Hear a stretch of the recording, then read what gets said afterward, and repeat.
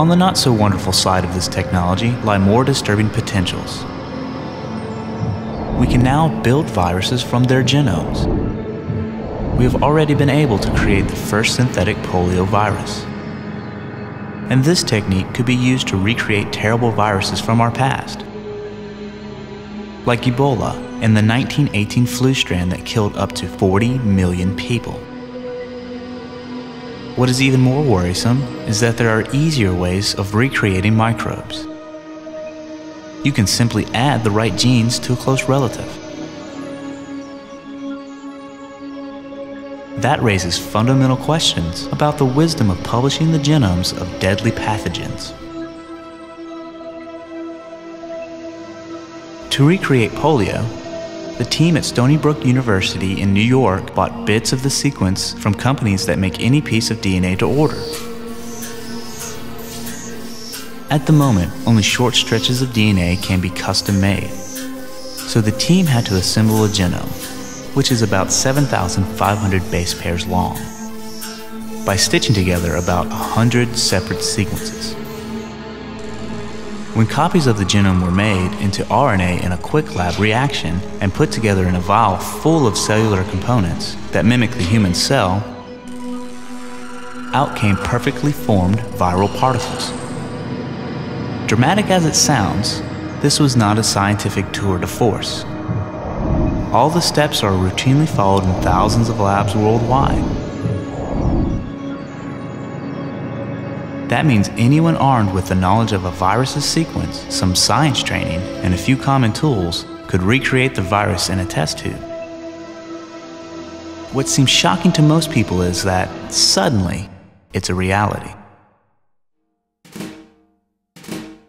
In Article 1 of the U.S. Constitution, we the people have given Congress the power to promote the progress of science by securing for limited times to inventors the exclusive rights of their discoveries.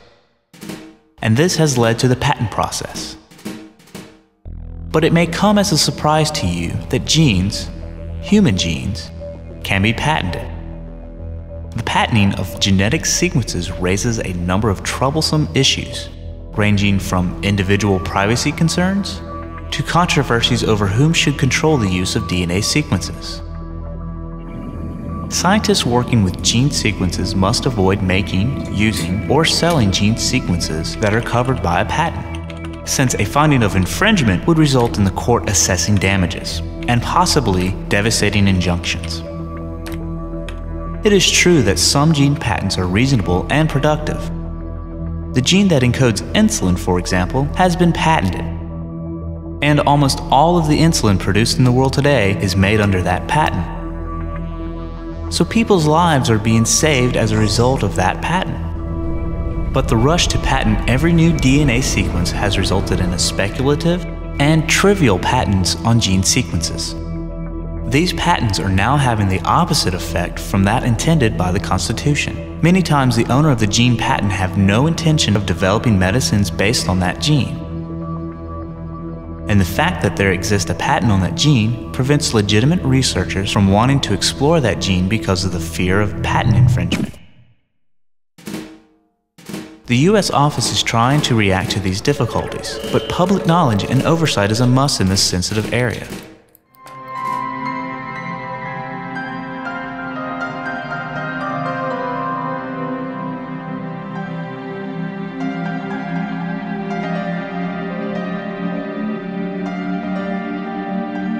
Like Pandora, we have opened the box, and it contains a huge amount of valuable information. We now hold the keys to understanding many diseases, and in the long run, curing those diseases. But there is other knowledge in that box that we must use to extreme caution. We will probably be very insecure knowing the information it contains for some time to come. But while it may make us uncomfortable, we should also find it both amazing and hopeful.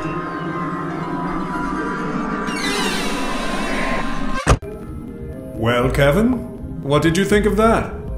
Pretty amazing, huh? Yep, I'm pretty impressed with whatever DNA put that Pandora lady together. Now she's an amazing machine. Hey,